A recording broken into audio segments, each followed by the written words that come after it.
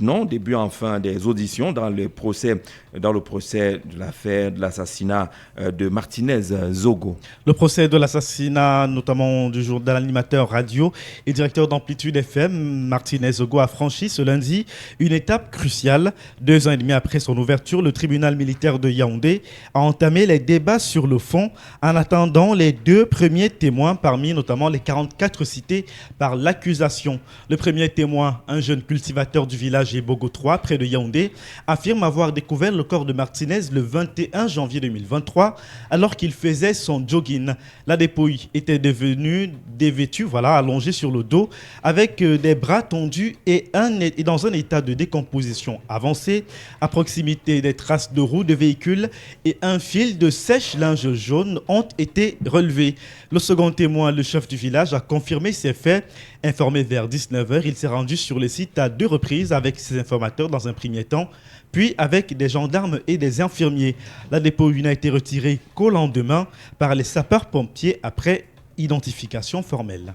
Et puis le Mauritanien Sidi Ould Tah prend les rênes de la Banque africaine de développement. Élu le 29 mai dernier, cet ancien ministre mauritanien de l'économie a officiellement pris ses fonctions ce 1er septembre à Abidjan, devenant le 9e président de l'institution. À 60 ans, l'ancien directeur général de la Banque arabe pour le développement de l'Afrique arrive fort d'une expérience solide et d'un réseau international étendu. Son programme pour les 5 prochaines années est ambitieux.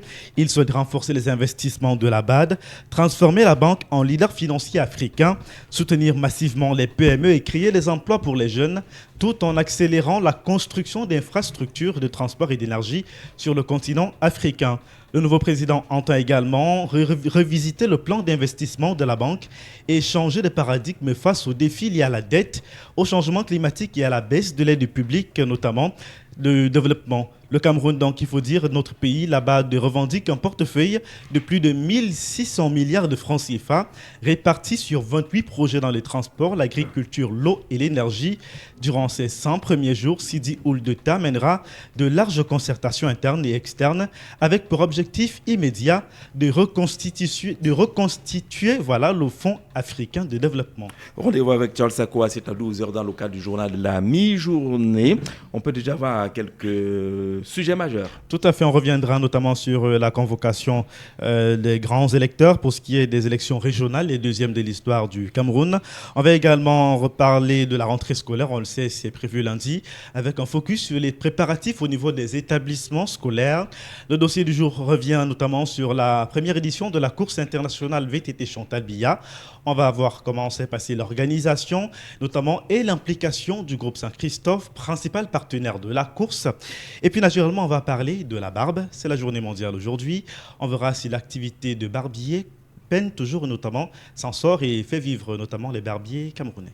Merci. Rendez-vous 12h, ma campagne électorale qui, elle, commence le 27 septembre prochain. Jean-Jacques Béa, pourquoi cet intérêt pour la pré-campagne avec des meetings?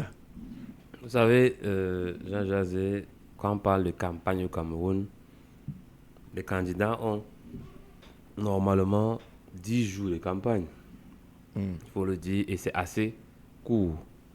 Et le système en place étant un système machiavélique, a cru bon d'empêcher les hommes politiques de se déployer pendant 7 ans. Ou pendant 5 ans, donc après l'élection législative et municipale. Ce qui fait que les hommes politiques sont retrouvés bâillonnés, empêchés même de tenir une simple réunion, même dans leur propre siège. Du coup, cela, et c'est de bonne guerre, a amené les hommes politiques à se réinventer, à utiliser donc le système pour travailler. Sauf qu'en cette période, ce n'est pas également dit que c'est hors de contrôle. On est en pré-campagne. Mais vous savez, lorsque votre nom sort déjà dans la liste des candidats à l'élection présidentielle, même le sous-préfet le plus zélé recule un peu. Sauf celui qui a garé sa voiture en route. Hein. Bon, lui quand même, il a eu des représailles après. Sauf celui qui a garé sa voiture en route. Il recule parce qu'il s'est dit, bon, je peux ouvrir mon comptoir. Parce qu'il faut le dire. Alors, c'est une affaire de comptoir? Non, c'est une affaire de comptoir. Parce que vous savez, Jean-Jacques Zé, à cette période-ci, l'administration joue le jeu du chat et de la souris. Parce que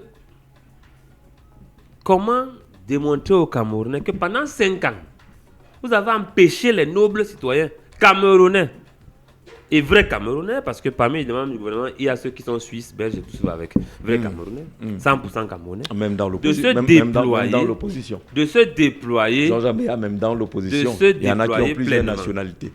On les connaît, on peut les citer aussi. non, au Cameroun, quand vous avez une autre nationalité, vous perdez la nationalité camerounaise parce qu'au Non, Cameroun, Jean-Jacques, on ne n'entrons reconnaît pas dans ce la double débat-là. nationalité. N'entrons dans ce Maintenant, débat-là.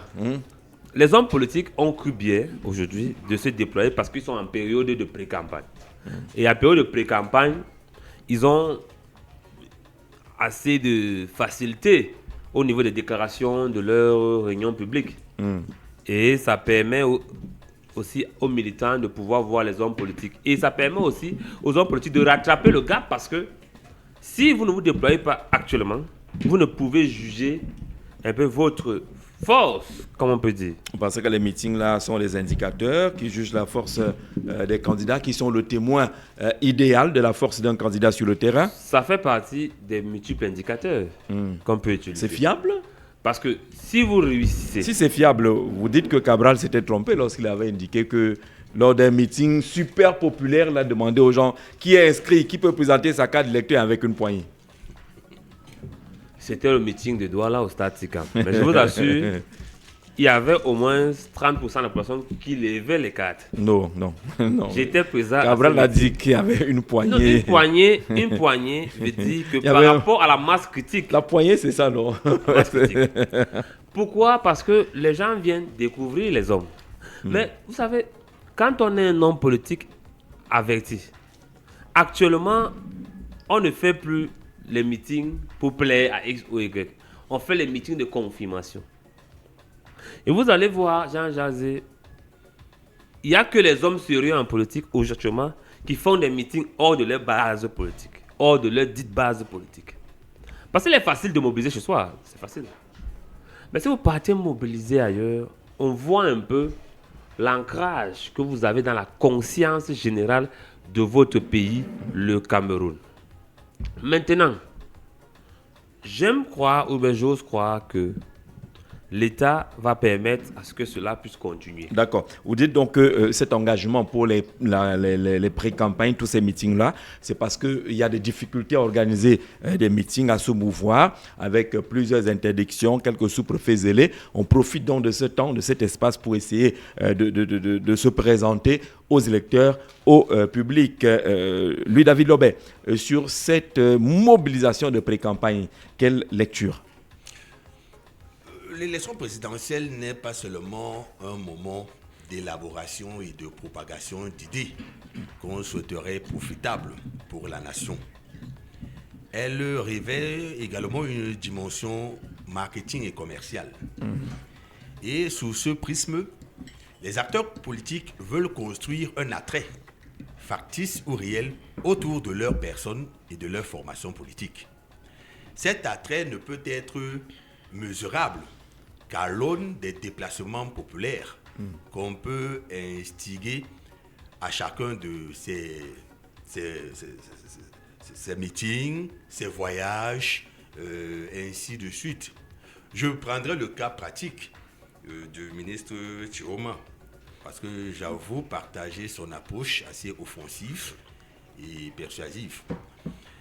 Sa rupture de ce mariage politique avec la formation au pouvoir était pour lui une obligation de révéler sa capacité à être ancré dans son vivier, dans son bastion, je voulais dire, politique.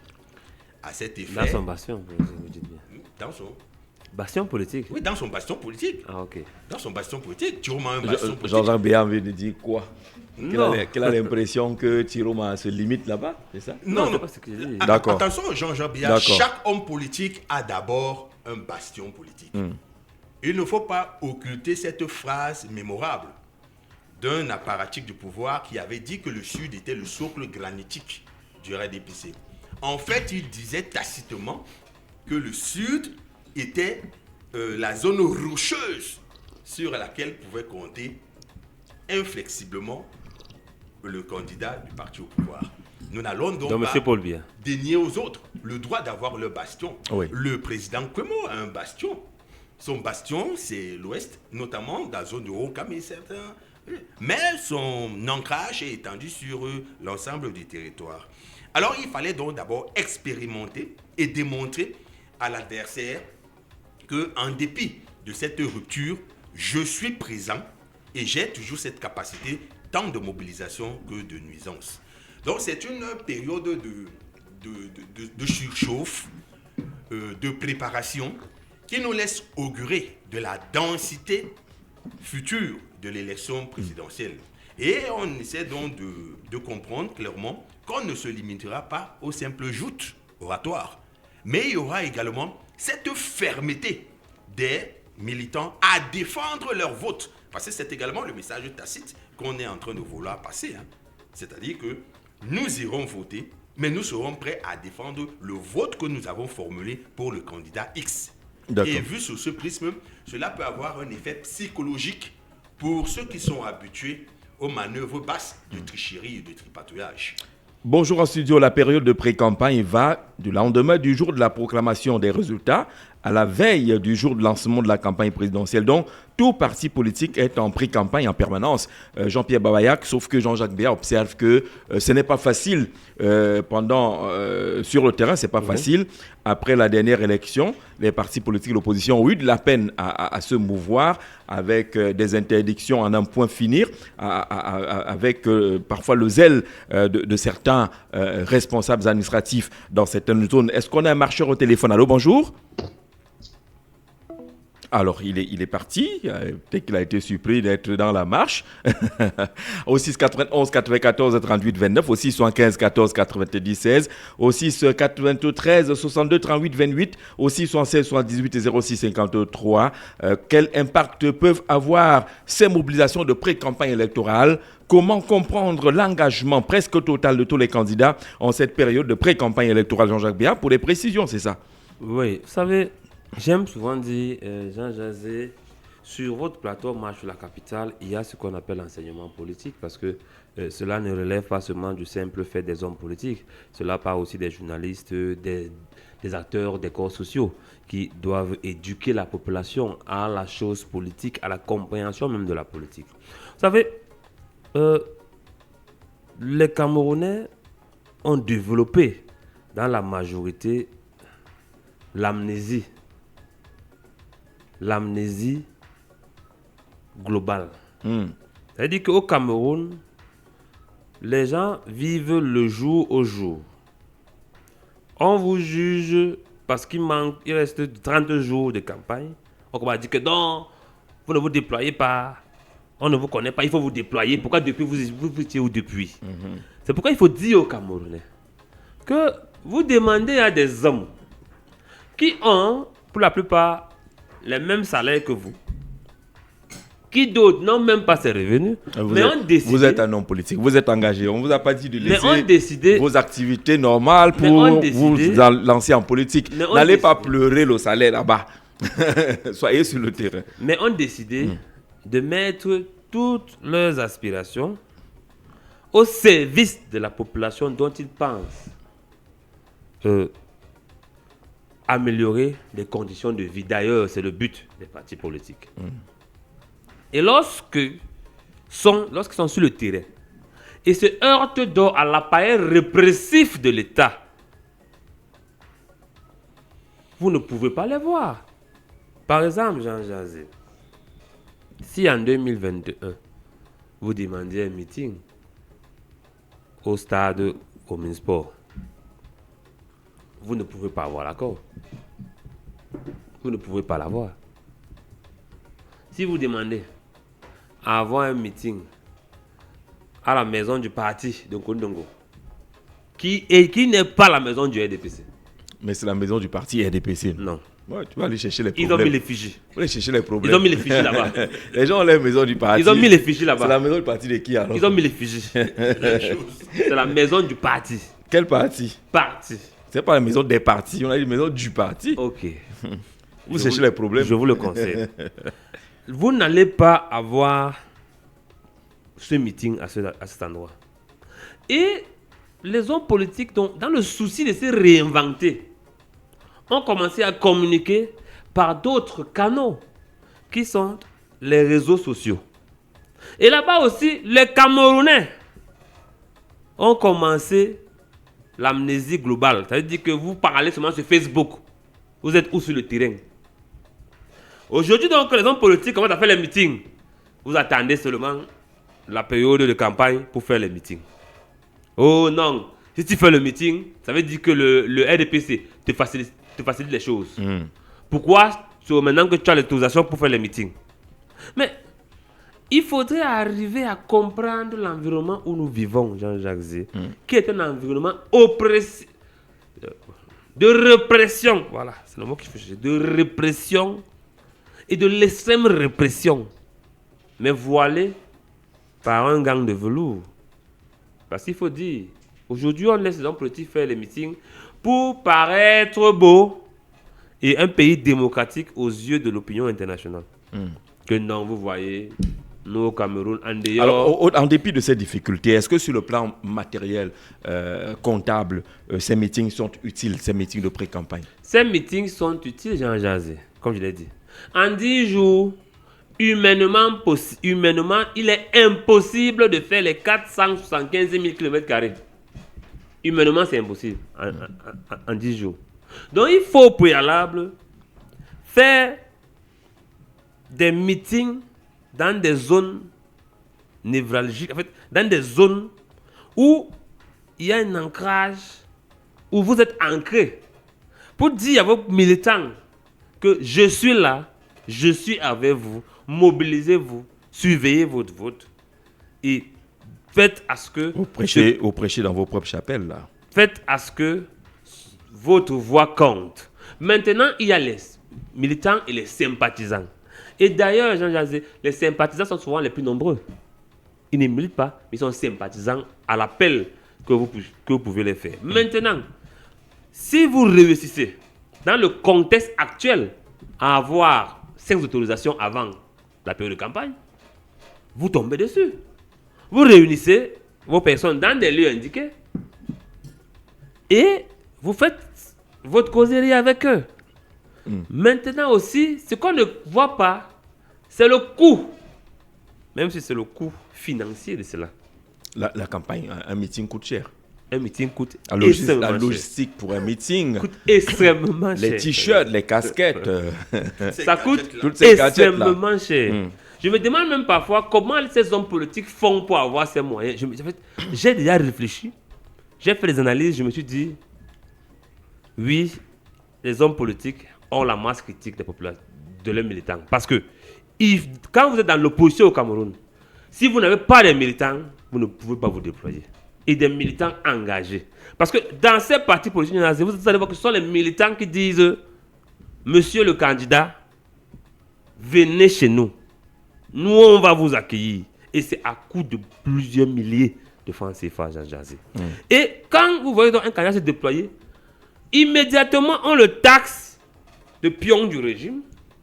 Parce qu'il y en a des personnes qui, eux, ne se déploient pas. Mais vous disent quand même à la télévision que dans 2 semaines, on va faire une sortie où on va décider de dire que voilà les vrais hommes politiques. Je dis dans 2 semaines. Entre-temps, ils ne font aucun meeting, ils ne se déploient pas. Ils vous disent que ceux qui se déploient là, ce sont des faits valoir et tout. Je dis aux Camerounais qui m'écoutent que nous sommes une population qui a besoin de ce changement, mais qui a plus besoin de l'éducation politique. Et c'est ce que l'État du Cameroun empêche. Parce qu'ils savent que si les Camerounais sont éduqués politiquement... Comment cela, l'État empêche? Est-ce que vous avez engagé des initiatives de formation des militants? Ça a été empêché. Est-ce que vous avez des écoles de militants comme l'UNDP, par exemple, en a? Est-ce que ça a été empêché que vous organisez la formation de vos militants? Vous savez... C'est Ernesto Yene qui pouvait mieux... Non, il n'est pas là, c'est vous. Répondez. Répondez. Non, parce que lui, il est acteur de la société civile. Il allait vous donner les difficultés. Est-ce que vous avez mis en place des mécanismes de formation de vos militants et ça a été empêché? Je ne parle pas ici en tant que militant du PC. Non, je ne parle pas de militant. Je n'ai pas indiqué votre parti. J'ai dit, est-ce que vous, dans opposition, je connais l'école des cadres de l'UNDP, j'en connais pour le RDPC, je ne sais pas si les autres en ont. Et le PC aussi à l'école des cadres. Alors, est-ce qu'on vous empêche alors de fonctionner? Non, écoutez, là-bas, c'est la formation des militants. Le centre de réarmement moral de l'UMS. Voilà. Le réarmement moral de l'UMS. Il y a tout un centre. Voilà. Mais là-bas, c'est la formation des militants. Mais lorsque vous voulez former les sympathisants, Non, mais il faut empêche. amener les sympathisants à devenir militants. Le sympathisant ne t'appartient pas et il ne te revient pas de pleurer pour sa cause, de pleurer parce qu'il n'est pas venu se former. non, écoutez, Œuvrer à ce que la population devienne d'abord militante. il n'y a pas que des militants. Il y a les sympathisants, Jean Jazé. Et on ne peut pas obliger un Camerounais d'être militant d'un parti politique. Il peut être sympathisant aux idéaux, à la pensée, mais Alors, se dit pas engagé Pour le former, donc vous voulez le former où dans la Mais rue? on le forme lors des rencontres, des réunions publiques, où on parle un meeting. dans des thématiques. J'ai dit Dans des un réunions meeting. publiques. Ouais. Je parle de réunions publiques. J'ai pas dit Vous voulez meeting. former les gens en réunion publique, comment? Non, en réunion publique, il y a des thèmes arrêtés. On peut dire qu'aujourd'hui, on va parler de tel thème. Et on discute dessus. Et ensemble, tout le monde, au sorti de là, sort avec une expérience, un enseignement. Et ou bien apporte un enseignement à celui qui est venu les former. D'accord, accueillons le Kokotonga qui retrouve la marche ce mardi. Bonjour. Bonjour Jean-Jacques Zé. Bienvenue frère. Comment va Farmankam? Alors, Pharma va très bien. Et Pharma Cameroun demande de vous dire bonjour. Allez, bonjour Farmankam. On a beaucoup d'auditeurs là-bas. Merci Jean-Jacques Zé. Oui, Bonjour particulier à lui, la ville de à votre homonyme Jean-Lambert. d'accord. Il y a quelque chose qui me dérange. Chaque parti politique a un siège national, non? Oui, en principe. Qu'on pourrait appeler siège social. En principe, oui. Bon, mais pourquoi on ne peut donc pas faire le démembrement? On dit par exemple siège régional, siège départemental, siège d'arrondissement, et tout, et tout, et tout. Est-ce que si les militants arrivent à appeler, comment dirais-je, à convoquer des meetings dans ce lieu-là, dans ces endroits-là, est-ce que l'État va encore leur refuser l'ordre? Est-ce que la question fondamentale que je me pose est la suivante? Est-ce qu'au siège d'un parti politique, comme par exemple, prenons le cas de l'UNDP ici à Ibixono, Oui. si le président Bello Bouba décide, par exemple, nous sommes mariés aujourd'hui, d'appeler ses cadres, est-ce qu'il a besoin de ce qu'on appelle là une autorisation publique? Non, en principe. Voilà non. ma question. Et c'est pour ça que je demande à Jean Zambia, si par exemple le PCRN a un siège national, peut-être à Garoua ou ici en Kolindongo, est-ce que le PCRN a, comment dirais-je, une maison de parti au sein de laquelle, lorsqu'il décide d'organiser une réunion, l'État va leur demander d'avoir une autorisation? Voilà ma préoccupation. Ok. Bonne D'accord. émission, à plus tard, j'écoute. À plus Ok, tard, je Kokotonga, vais lui merci répondre pour à ta cette préoccupation. contribution. Oui. On a vu l'honorable Kabo Lévé lancer le fundraising. Et on a vu, tout le monde sait ce qui s'est passé lors de ce fundraising. Donc, je prends juste un exemple comme ça. En Il a passant, lancé où? au siège de son parti, Oui. en Kolindongo. Là où il tient des réunions Il tous veut les jours. Baïga. Il reçoit des militants tous les jours. Il Et il reçoit les sympathisants tous les jours. il les reçoit dans son bureau. Mais ce jour, Au il avait siège, lancé, oui, au siège, il oui. avait lancé le début de son fundraising. On sait ce qui s'est passé Qu'est-ce qui là-bas. s'est passé? Informez les Camerounais, qu'est-ce qui s'est passé? Mais attends. Une escouade impressionnante de gendarmes sont arrivés sur le lieu. Donc, pour dire quoi? Pour dire que Jean Jazé, l'État actuel, il s'en fout. Alors, le principe est là, il faut qu'on informe les gens. Le principe est que si ces partis organisent des manifestations, les réunions dans leur siège, elles ne devraient pas être interdites. Elles ne devraient pas... C'est le Voilà. principe, mais malheureusement. Oui, c'est ça, on est dans le principe. Oui, mais malheureusement, à l'épreuve de la réalité, c'est tout autre chose. Et il ne faudrait pas que. Et là, il faut taper sur les doigts de ceux qui sont zelés et qui empêchent... je vais te couper un peu le temps de prendre rapidement un marcheur, si tu le permets. Allô, bonjour? Oui, bonjour monsieur Jean-Jacques. Oui, monsieur Beyeme, bienvenue. Oui, j'espère que je suis mieux écouté là, je ne sais pas si ça passe bien. C'est 5 sur 5, on vous écoute très bien. Ok, je dis bonjour au grand frère David Toubé et au revenant de Jean-Jacques Béa. C'est un vrai revenant, le mot est même juste. je vais juste commencer par dire, avant même d'entrer dans la thématique, je vais dire à M. candidat qu'à un moment donné, tu dois séduire, vous devez séduire l'électorat. Je pense que dans vos prises de parole aujourd'hui, vous êtes lancé dans un le dénigrement des populations camerounaises. Et ce n'est pas bien. Vous êtes déjà en train de vouloir envoyer, ou alors envoyer un message, parce que même déjà en train d'envoyer un message, c'est que si aujourd'hui le PPR n'est pas au pouvoir, c'est la faute à certaines personnes. Faites votre travail. Aujourd'hui, vous vous posez la question, en tant que militant d'un parti politique comme le PCN, vous vous posez la question, comment vous faites pour avoir pour pouvoir tenir des meetings ou alors des réunions publiques. Mais je veux vous dire, est-ce que vous êtes vraiment inscrit dans votre parti PSN? Parce que les militants engagés cotisent dans les partis politiques. Oui. C'est eux qui donnent les moyens aux partis politiques de pouvoir se mouvoir dans l'étendue du pays. Et je vais vous dire, M. Jean Béa, l'élection, c'est avoir de l'argent.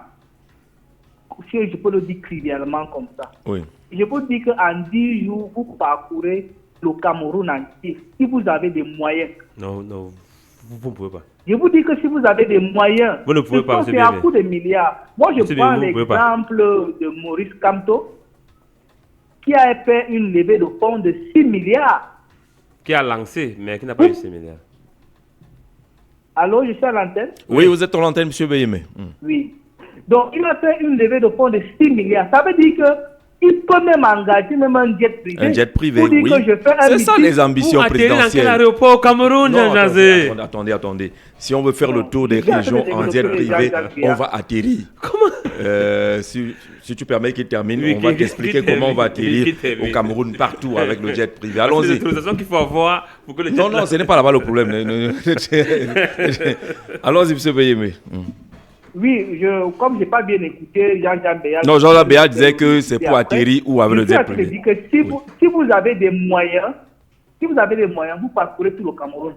Vous pouvez tenir 4 réunions en une seule journée. Hein. Si vous avez des moyens, Oui. vous pouvez faire un meeting à Douala, vous prenez votre jet, vous venez à Yaoundé, vous finissez à Yaoundé, vous êtes à Bafoussam, vous finissez à Bafoussam, vous vous envoyez vers Garoua ou Maroua. Oui. Vous le faites si vous avez des moyens. Et je pense que pour ceux qui auront des moyens, vont pouvoir mettre même un jet privé pour pouvoir faire voyager les cadres, les responsables du parti, qui peuvent prendre même 60 personnes responsables, vous êtes dans tous les pays. Mais si vous n'avez pas de moyens, vous allez plaindre en disant que vous ne pouvez pas le faire. Et je dis déjà qu'une élection, c'est pas en un mois de meeting ou bien de campagne électorale ou en 2 semaines de campagne électorale que vous pouvez pris tout l'étendue du pays. Non. Et je dis vous devez être dans la séduction du peuple. Il ne faut pas infantiliser les Camerounais. Aujourd'hui, si M. Jean-Jacques peut me rappeler la thématique parce que je suis en train de me perdre. Alors, la thématique d'entrée, vous y êtes déjà.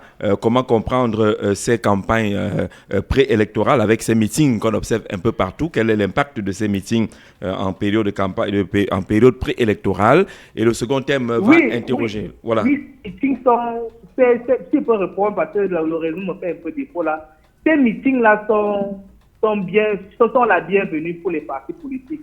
D'abord, en manque de moyens financiers, c'est important de pouvoir le faire. Ce sont des pré-campagnes. Ces meetings sont des pré-campagnes.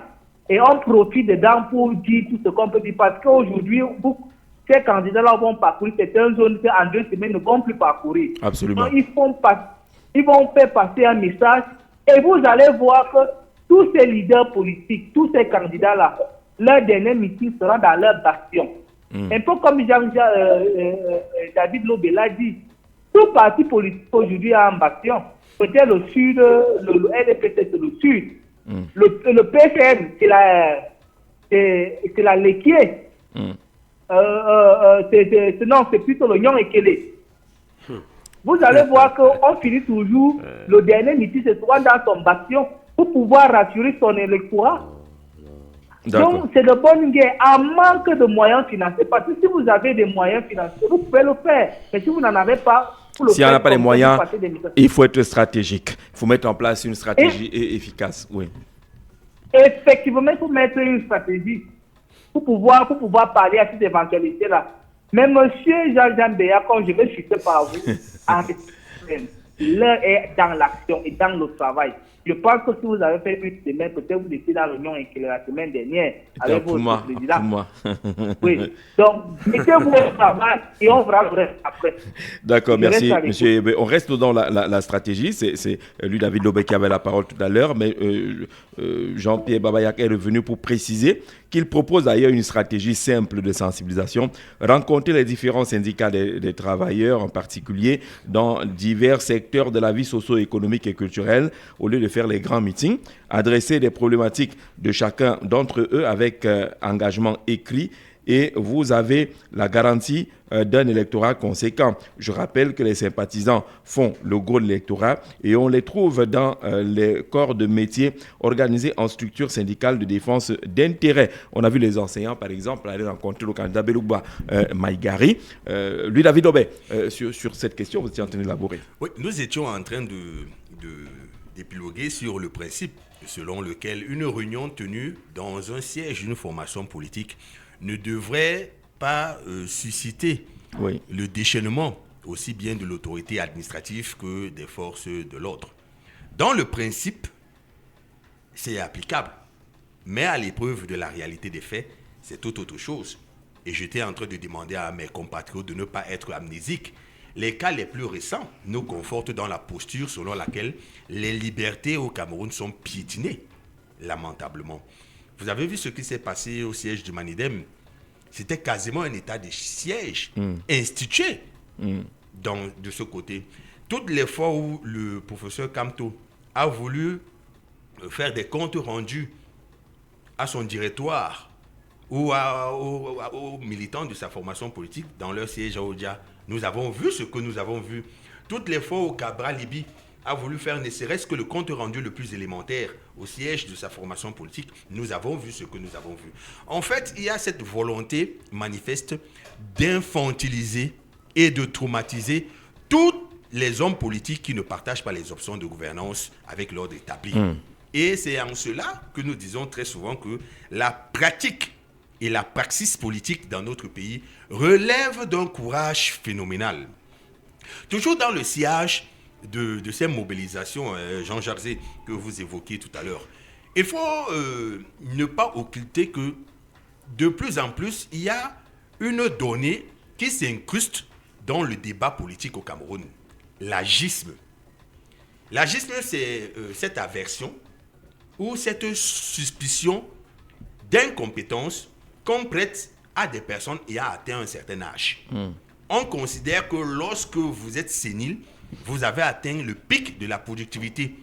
Et donc, conséquemment, le rendement ne peut plus être avantageux ou bénéfique pour l'environnement dans lequel vous essayez de vous mouvoir. C'est dans le cas politique. La quasi-totalité des acteurs en lice ont franchi le cap d'un certain âge. Oui. Et dans cette volonté de rafraîchissement de l'échiquier politique, dans cette envie de renouvellement, il y a ce regard suspicieux qu'on projette sur ces différents candidats. Alors, pour donc réaffirmer leur pleine forme physique, leur aptitude intellectuelle, rester figurante, ils sont obligés d'investir le terrain, d'échanger physiquement avec les éventuels lecteurs, afin de dissuader tout bribe de suspicion et conforter l'électorat dans l'idée selon laquelle ces personnes restent aptes. Nous avons vu le cas du ministre Bello. Bello vous démontre qu'il est en verve, aussi bien physiquement qu'intellectuellement. Il vous démontre qu'il est capable de parcourir l'ensemble du territoire national et que sous le prisme de son état de santé, sous le prisme de sa verdeur intellectuelle, il reste imbattable. C'est un peu le message sibyllin que ces hommes politiques veulent essayer de passer aux différents opus électoraux à travers ces déplacements sur l'étendue du territoire. On est quand même d'accord que 2 semaines de campagne, c'est assez c'est difficile. Non, c'est très difficile. Avec notre pays qui est aussi large, enclavé en grande partie, 2 semaines, ça devient difficile. Il faut profiter de ce mois de pré-campagne parce qu'ils ne repartiront pas là où ils ont été. En tout cas, c'est ce que M. Beyema a indiqué tout à l'heure. Oui, vous savez, c'est pourquoi j'ai dit qu'il faut enseigner la politique ou la formation politique aux citoyens camerounais, parce que le citoyen camerounais ne connaît pas d'abord son pays. Et le citoyen camerounais ne connaît pas les réalités de son pays, de l'arrière-pays. Parce que vous pouvez faire un meeting à Douala, à Yaoundé, à Maroua, à Garoua, que vous n'avez pas touché 70% des électeurs, Jean-Jacques. C'est pourquoi je dis toujours aux gens, lorsque vous voulez faire une analyse de facilité, qu'en 10 jours, on ne peut pas couler au Cameroun. Mais c'est faux. Vous ne pouvez pas. Ayez même 8 jets privés. Sauf si vous voyagez en supersonique. Sauf si vous... Non, N'essayez pas de nous c'est possible. Maintenant, Cameroun, c'est 475 000 km². C'est possible. Du Cameroun. Voilà. Vous allez parcourir Avec 10 villes. les modiques moyens financiers à notre disposition. Voilà. Vous allez parcourir 10 villes. D'ailleurs, le candidat... 10 villes dans 10 dont je suis régions, on ne va pas convaincant- dans tous les villages. Personne ne va dans tous les villages. Voilà. Mais il y a des zones, des pôles Ouais. qui sont inventoriés et c'est vers C'est ces ça la pôles stratégie. que- C'est ça la stratégie. Il faut Lorsqu'on pas aller. dit Douala ne peut pas être. Quand on dit le littoral c'est pas systématiquement Douala. Oui. Le littoral peut être Yabassi. Peut-être un Le Konsamba. littoral peut être Konsamba, Mbanga, Djibombari et autres. Selon les perceptions et les sondages que vous avez pu élaborer de ce côté. Vous Ok. faites donc un déplacement. Et le déplacement du meeting, ce n'est pas sur 3 heures du temps, 5 heures du temps. Tout dépend des éléments contextuels que vous trouvez Ok. à l'instant. Ok. Lui, David Lebert. Oui, Je suis à Douala Ovoré, je fais un meeting. oui, Je vais me rendre dans le Cam. oui. Je pars à Yabassi. Oui. Parce que je vais rallier l'Ouest, le Haut-Cam. On prend d'abord Parce que- quelqu'un au téléphone. Oui, allô, bonjour. Allô, bonjour, Oui, bienvenue. Jean-Jacques. Oui, bienvenue. Oui, bonjour, monsieur Jean-Jacques. Bienvenue. C'est Jean-Marc qui appelle. D'accord, on t'écoute, Jean-Marc. Monsieur, permettez-moi de dire à monsieur au représentant, au militant du PSSN sur le plateau que j'ai du regret de l'entendre. Parce qu'il passe le temps, c'est lui qui passe le temps pour parler des sympathisants. Qu'est-ce qu'un sympathisant? À partir du moment où il passe le temps à dénigrer certains Camerounais, tout juste parce qu'ils ne partagent pas le même point de vue que lui. Et si c'est que rien qu'un seul mot placé éloigne un sympathisant du PCN. Et si c'est ça, il passe le temps chaque jour et il est très puéril dans ses points de vue. Un Camerounais, chaque Camerounais est libre d'adhérer à un parti politique de son choix. Oui. Mais quand il passe le temps, il est contradictoire, il parle du sympathisant. Un sympathisant peut voter n'importe quel parti politique. Mais quand il passe le temps à dénigrer certains Camerounais, est-ce que c'est favorable pour le PCS?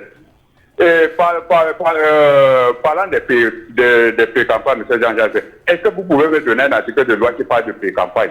Parce que certaines opposants sont des hors-la-loi.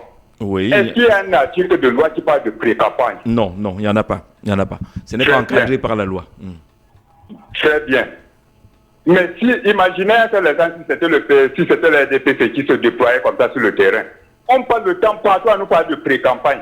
Alors que j'ai fouillé la loi, je n'ai pas vu un article de loi qui parle de pré-campagne. Mais si un sous-préfet sort et tente de... On va dire que l'État est monté, l'État est descendu. Et parlant de cette pré-campagne, M. Jean-Jacques, vous venez là de prouver que l'opposition ne peut pas gagner une élection au Cameroun.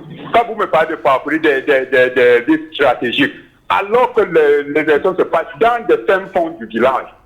Quand par exemple le PCN ou le PCN ira peut-être à l'ouest, candidat à Boston, voilà, il veut à combattre. Parce que je suis un militant il fallait d'abord commencer par là, je suis militant du RDPC de Fumban Centre. D'accord. Mais le NON compte 9 arrondissements. Et dans chaque arrondissement compte en moyenne peut-être 20 villages, 21 villages, 15 villages. Qui sont ceux-là qui vont battre campagne pour vous dans les fins fonds du village? Or, le RDPC n'a pas ce problème. Le président national du RDPC n'a pas besoin de se déplacer sur le terrain. Vous n'allez jamais voir peut-être un Jacques-Paul Dongoté se déplacer pour battre campagne dans le Noun. Les lieutenants du RDPC du Noun battent campagne dans le Noun, au fin fond du village. Jean-Marc, D'accord. soyez sérieux. Oui. Oui, soyez sérieux, Jean-Marc. Mais Vous avez tous les moyens de l'État. Il est sérieux.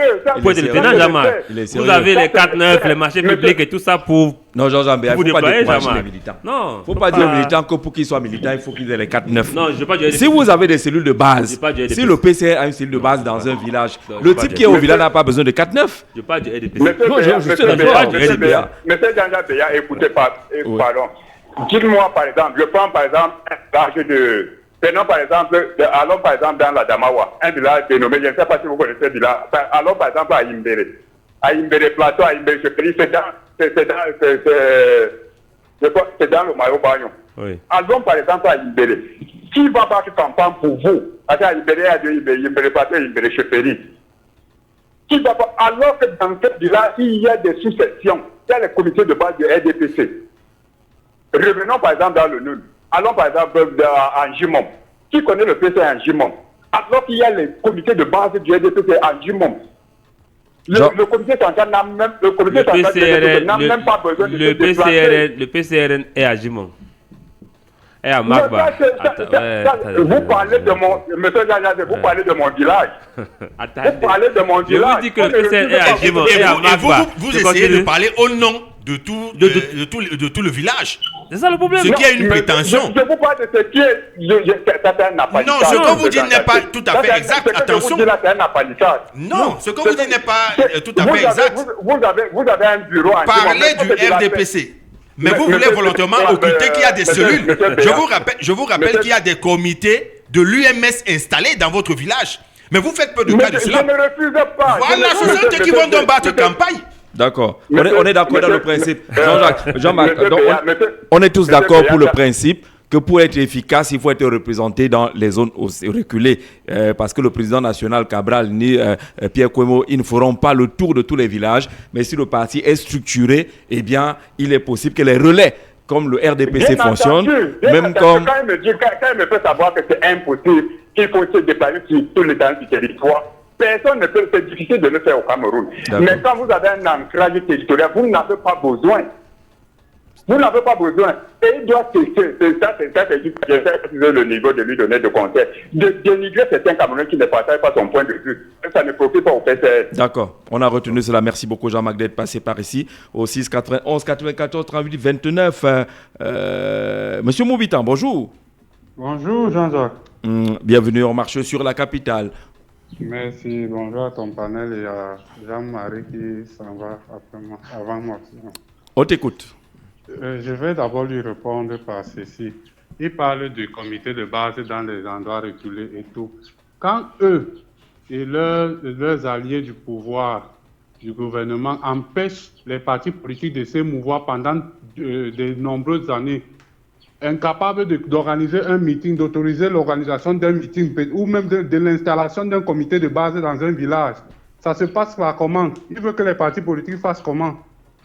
L'honorable Kavalibi est depuis 3 ans en procès, incapable d'organiser un meeting, incapable de s'organiser dans le parti et faire évoluer les choses. Non, il s'organise. On lui empêche cela. Il s'organise malgré la difficulté. Il s'organise. Malgré les difficultés, il fait avec il fait de mieux qu'il peut. Mais il n'est pas totalement libre. On a empêché combien de réunions du MSC durant ces 7 dernières années? De quoi il parle? Non, mais ça n'a rien à voir avec les comités de base. Est-ce qu'on a interdit un comité de base? Non, ça a à voir. Moi, je ne connais pas. Moi, je ne la connais pas. Puisque Jean Jazé. Oui, je veux qu'on soit pratique. S'il vous plaît, c'est monsieur Moubitan qui a la parole. Il faut qu'on soit pratique. Sinon, on va faire dans les slogans. On ne veut pas faire le slogan. Dites-nous les cas précis. Là où on a interdit l'existence des partis politiques. Même dans mon village de culé là-bas. Là où on pense que... Je vais prendre le cas de Moubitan tout à l'heure. Oui, on va y arriver. Oui. Démontrer que l'UMS a été... Oui. Jean-Jacques. Oui, M. Moubitan, dernièrement, dans le sud, le chef du village a interdit l'installation d'un comité de base du PCRN. Et pareil pour le MSC. Ils ont enlevé, même la plaque a été plantée. Voilà. Mais le comité existe. C'est un chef qui a été fouetté. Pardon? C'est un chef qu'on n'a pas loupé. mais on n'a pas loupé. Les faits sont qu'il a interdit. Il a arraché la plaque. Oui, mais le comité existe. Il n'a pas allé changer. Il n'est pas parti changer les cœurs des gens. les cas sont légion, Jean-Jacques. Au nord, dernièrement, ça a été pareil pour le MSC. On a interdit l'installation d'un comité de base du MSC. Et c'est au quotidien que cela se passe. D'accord. On fait comment alors? Le parti politique fait comment donc pour se déployer? Le déploiement du terrain dont on parle, c'est en installant les comités de base et tout. La semaine dernière, à Ombessa, le comité de base d'Ombessa, le président du comité de base d'Ombessa a réuni ses proches collaborateurs chez lui pour qu'ils organisent déjà, ils essaient de voir comment organiser la campagne électorale. De quel parti? Les gendarmes sont arrivés dans son domicile. De quel parti? Du PCRN. D'accord. Les gendarmes ont envahi son domicile. Alors qu'il n'était qu'une dizaine, peut-être, je crois, 7 ou 8 personnes qui essayaient d'organiser, de s'entendre pour l'organisation de la campagne. Il faut dire ceci. Oui. Les 2 semaines déjà de campagne sont insuffisantes pour pouvoir mener une campagne telle qu'on voudrait que la campagne se passe. Maintenant, il y a des partis politiques comme le RDPC qui est avantageux parce qu'au quotidien, ils sont en campagne. Mais empêche les autres partis politiques de le faire avec des prétextes fallacieux comme trouble à l'ordre public. À chaque fois, ils ont toujours des raisons sur lesquelles ils s'appuient pour interdire cela. Distension interne. D'accord. Dissension interne et tout ça. Donc, les 2 semaines sont imposées, sont insuffisantes. Maintenant, le fait que cette période-ci là, on se dit au moins que comme on a été retenu à la présidentielle, de là, c'est difficile qu'une autorité vienne vous nous interdire de nous réunir. Parce que là, ce serait vraiment très flagrant et aux yeux du monde, des organisations internationales, ils ne pourront pas pousser le bouchon aussi à ce niveau. Et maintenant, les partis politiques profitent donc de cette période-là pour essayer de ratisser l'âge. D'accord. En attendant la campagne proprement dite. Merci, M. Moubitan. Vous dites justement que ce n'est pas facile de se mouvoir, notamment pour les partis politiques de l'opposition, avec les interdictions, avec les comportements un peu voyous, comme ces chefs traditionnels qui ont arraché les plaques pour interdire l'installation des comités de base d'autres formations politiques. Vous dites également que le temps de campagne est très réduit. En 2 semaines, c'est bien difficile de se mouvoir. On prend le marcheur au 691 et puis on va acheter avec l'autre. Hein. Ça se bouscule au téléphone. Allô, bonjour. Paul Stéphane. Oui, bonjour. Jean-Jacques, bonjour à Jean-Jacques Mbéa et à lui David. D'accord. Bienvenue Paul Stéphane. Oui, merci. Je vais coller un mot par rapport justement à ces pré-campagnes électorales. Je veux dire qu'il faut noter déjà qu'au Cameroun, le seul parti politique qui peut faire la campagne électorale pendant 7 ans, c'est le RDPC. Parce que quand vous analysez, vous vous rendez compte qu'il y a un déficit de ce qu'on appelle en démocratie l'iségoria, c'est-à-dire la liberté d'expression ou l'égalité de parole. Parce que la liberté d'expression ne se résume pas à avoir les radios ou les télés dans un pays. C'est la capacité à manifester, à organiser un meeting. Et j'en oublie certainement. Et quand vous analysez donc, vous vous rendez compte que le seul parti politique qui peut faire les meetings au Cameroun sans risque de trouble à l'ordre public, c'est le RDPC. Le seul parti politique qui peut organiser un meeting, qui peut organiser une manifestation sans trouble à l'ordre public, c'est le RDPC. Dès que vous n'êtes pas le RDPC, vos meetings, vos manifestations deviennent un risque de trouble à l'ordre public. Ça pose un problème. Ça ne vous permet pas justement de faire ce que Jean-Jacques Béa a appelé, je crois bien que c'est lui, la socialisation politique. Parce que pour vous faire connaître, il faut organiser des meetings. Et alors, si pendant 7 ans, on vous empêche d'organiser les meetings, pendant que votre adversaire, lui, peut organiser les meetings comme il veut, vous voyez donc qu'il y a un 2 poids 2 mesures. Donc, les partis politiques d'opposition doivent profiter de ce petit temps-là pour pouvoir justement maximiser, parce qu'au Cameroun, en 7 ans, il y a véritablement la démocratie pendant 2 semaines, la période de la campagne électorale. D'accord, c'est clair là-dessus. Merci Paul Stéphane pour cette contribution. On va faire le pont tout à l'heure pour évoquer les conseils régionaux, puisque les collèges électoraux ont déjà été convoqués. Au téléphone, bonjour. Bonjour, monsieur Zé. Bonjour, monsieur Zé. Oui, bonjour. Vous êtes en direct sur Capital FM. Oui, c'est monsieur Youm. Oui, on vous écoute. Oui, monsieur, je suis amusé souvent. Allô? Oui, on vous écoute, vous êtes en direct. Je suis amusé souvent quand j'écoute les sympathisants ou les militants du PCRL. Je suis trop amusé. Tout ce qu'ils sont en train de planifier, tout ce qu'ils racontent là, aux antennes, aux Camerounais, est-ce qu'ils viennent de découvrir cette situation-là?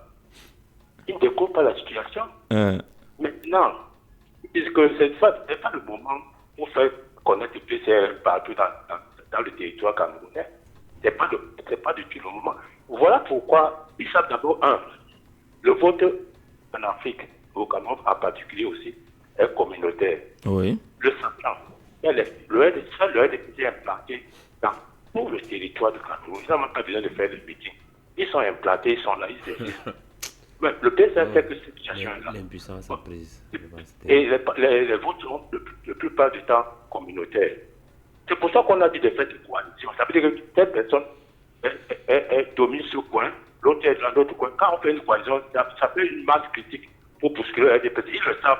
Mais je pense qu'ils sont là pour autre chose, pas pour le changement. Ils se plaignent que le préfet pense. Pourquoi ils ne font pas, ils ne mutualisent pas leurs efforts pour que le système tombe? Hein? Et le PSM n'est pas là pour. Baba lui ne peut être président de la République. Il est là pour être député. Et l'autre là aussi est là pour être député. On a compris tout ce jeu-là. Je peux vous revenir. D'accord. Jean-Jean Béa, une réaction rapide. Oui, je ne vais pas réagir à ces propos parce qu'il ne maîtrise pas le. Alors, mais on va dire que Cabral Libi est candidat à l'élection présidentielle. Il a un projet de loi, il a une vision pour le Cameroun. On ne dira pas qu'il est juste candidat pour être député. Ce ne serait pas vrai. Allô, bonjour. Allô? Oui, bonjour.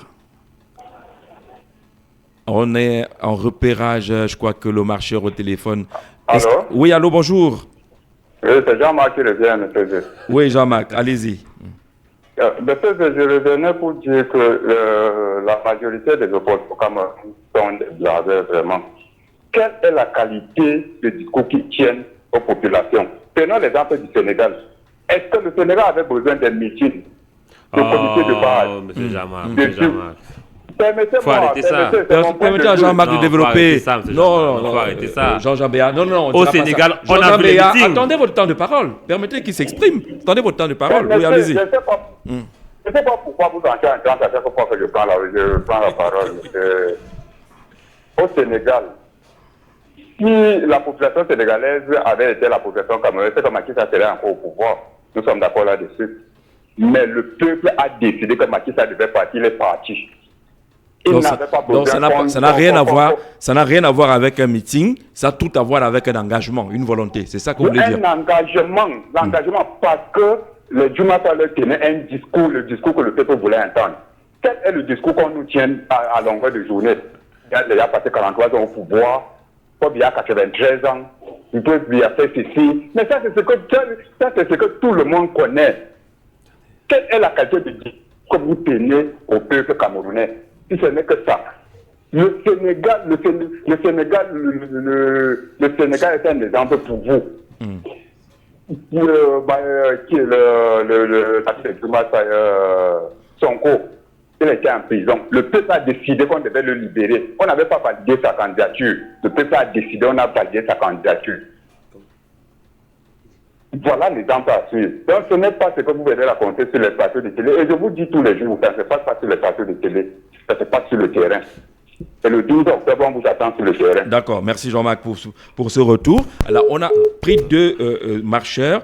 Le premier milite pour la coalition, qui serait une force. Le second milite pour un discours d'engagement, un discours fort. Quel est le discours qui est porté à l'attention des Camerounais? C'est un peu ce que Jean-Marc est revenu dire là tout à l'heure. Ça va aller, Jean-Jean Béa? Non, ça va aller. Je n'ai pas de problème avec M. Jean-Marc. C'est d'abord un ami. Que même si on ne se connaît pas physiquement, c'est un ami.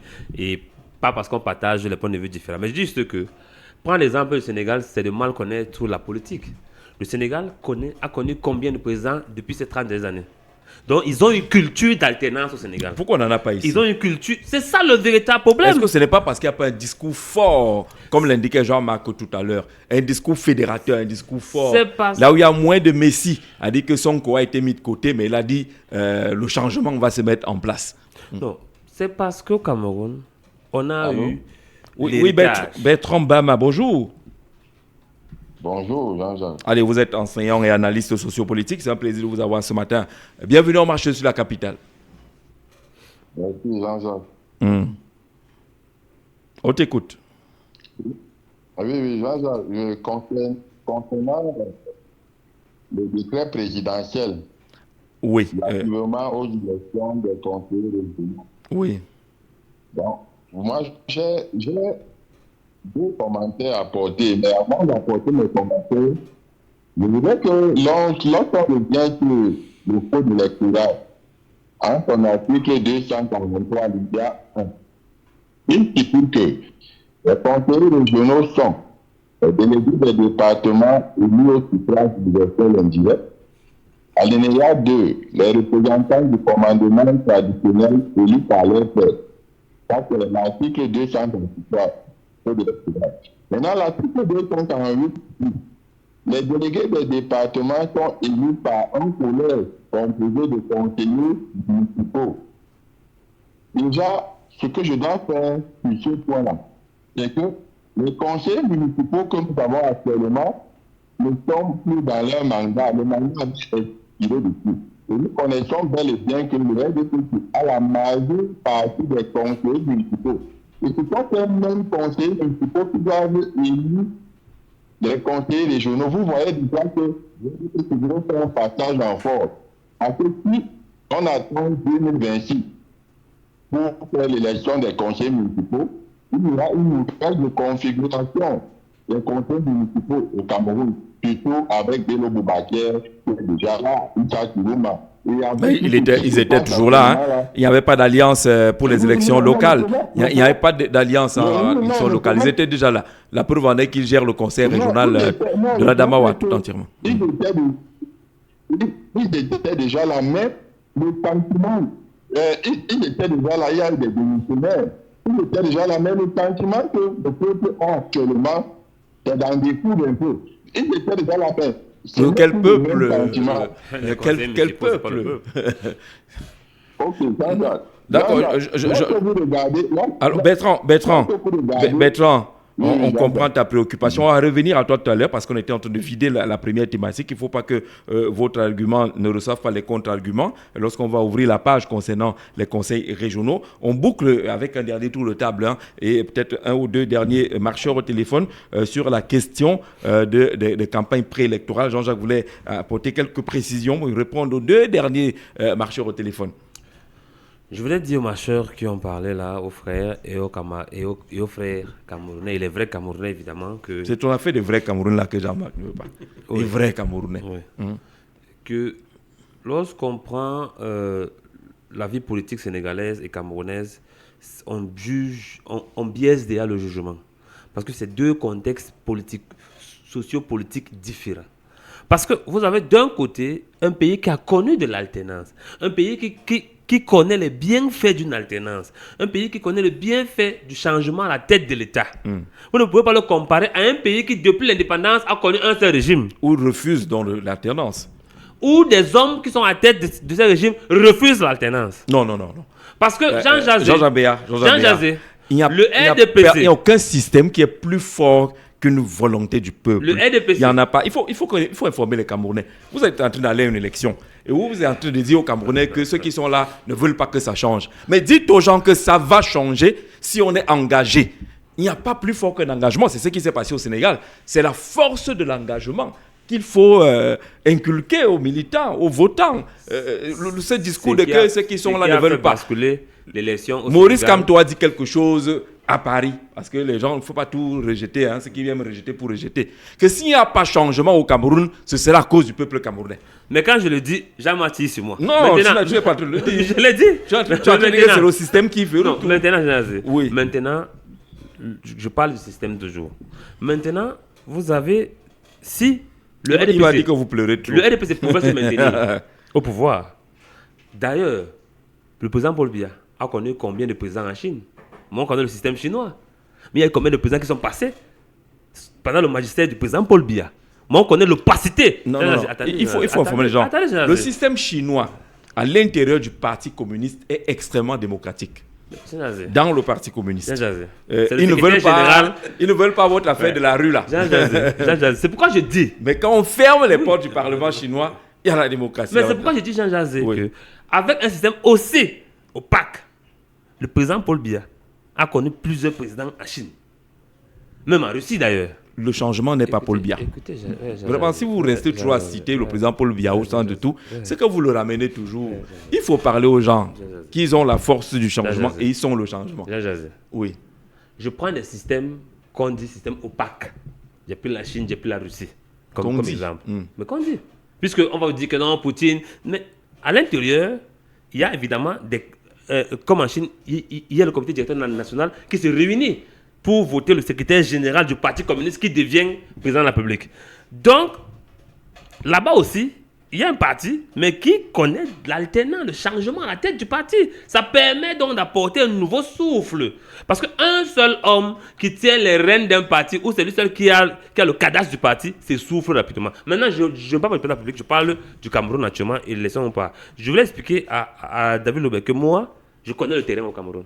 Si je suis à Douala, je vais aller faire un meeting. Je vais dire, je vais aller à Yabassi, après aller à Bafang. Vous savez que de Yabassi à Bafang est plus court que de Douala à Bafang. Oui. Mais quand j'arrive à Yabassi, d'abord difficilement, pour me rendre à Bafang, je dois arriver d'abord dans le nord Macombé, qui est d'abord inaccessible. Car tous les ponts. Et pourquoi tu vas choisir là-bas? Non, c'est la route la plus courte Jean Jazé. Attendez, pourquoi tu choisis la difficulté? Pourquoi tu choisis la difficulté? Attendez, non. C'est le chemin le plus court. Mais quand j'arrive d'abord au Nord Macombé, pour arriver encore en Konjok, c'est une autre histoire.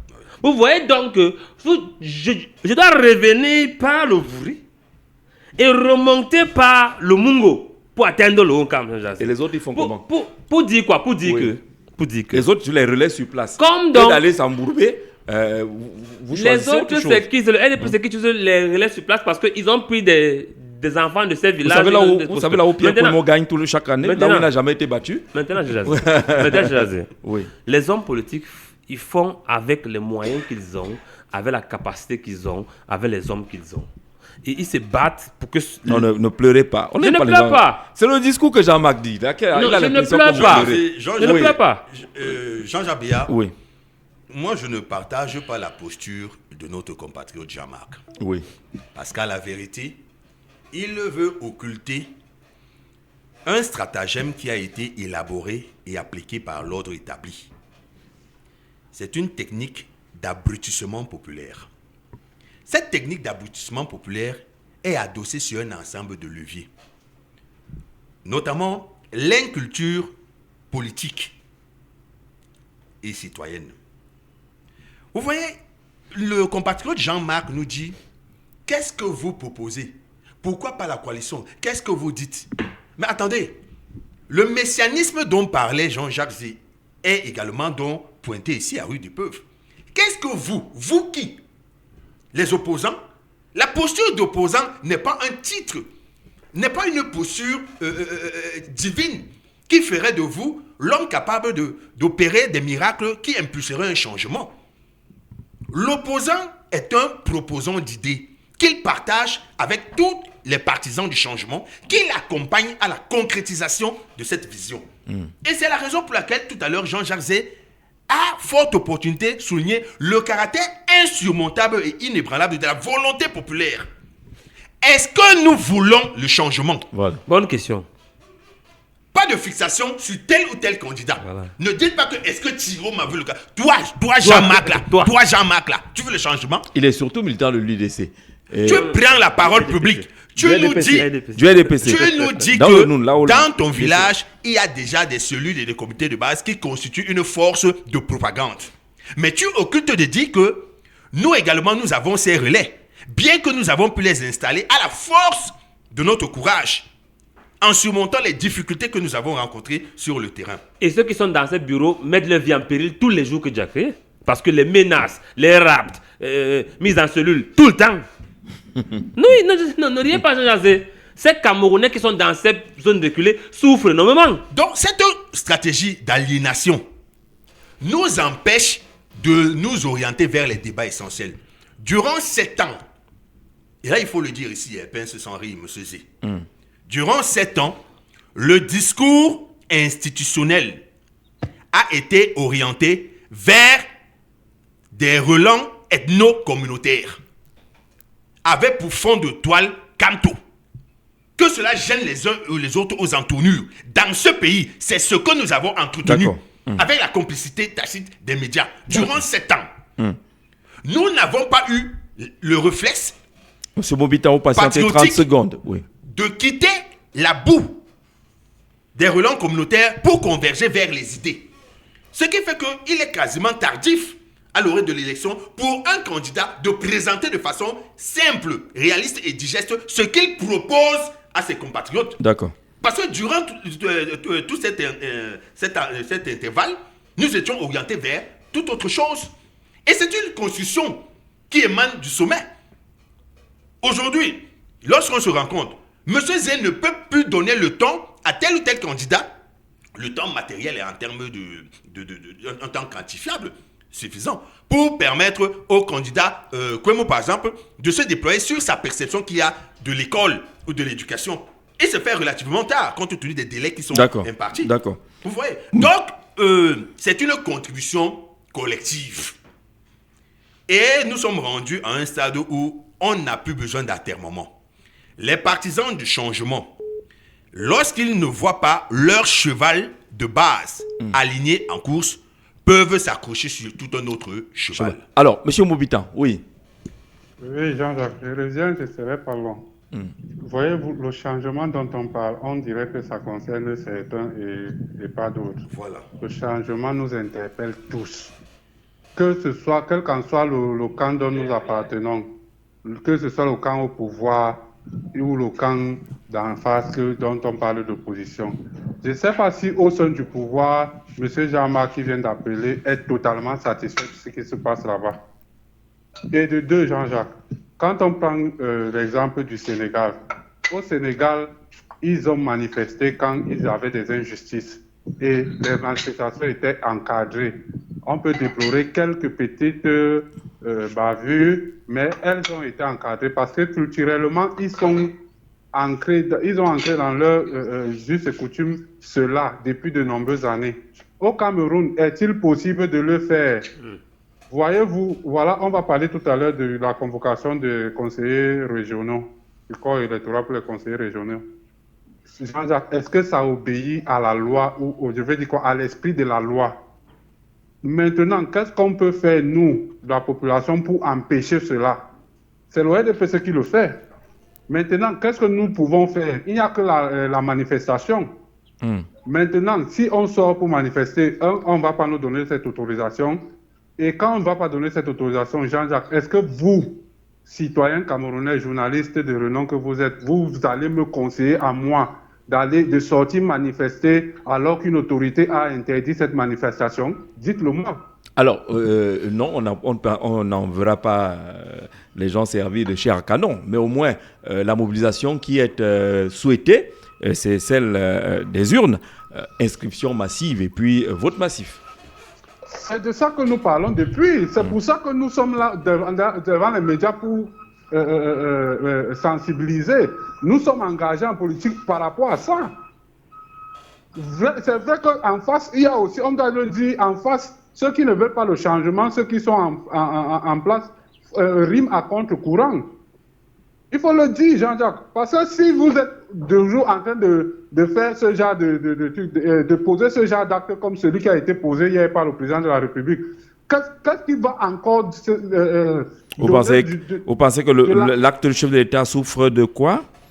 C'est anti-sport, je veux dire quoi, anti-fair play. C'est pas fair play, Jean-Jacques. Mais c'est légal, tout le monde savait que les régionales, c'est en 2025 aussi. Jean-Jacques Zé, si on doit s'appuyer sur la légalité, ce serait...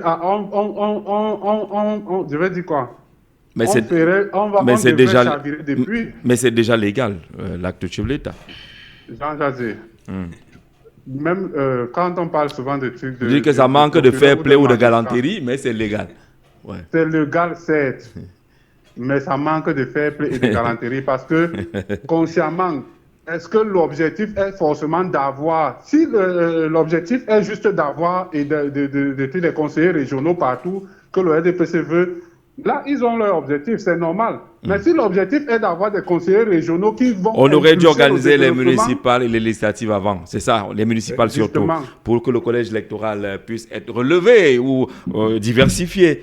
Parce que là, on va aller à la même configuration, rien à faire, ce sera pareil que... les mêmes résultats. D'accord, on a dit...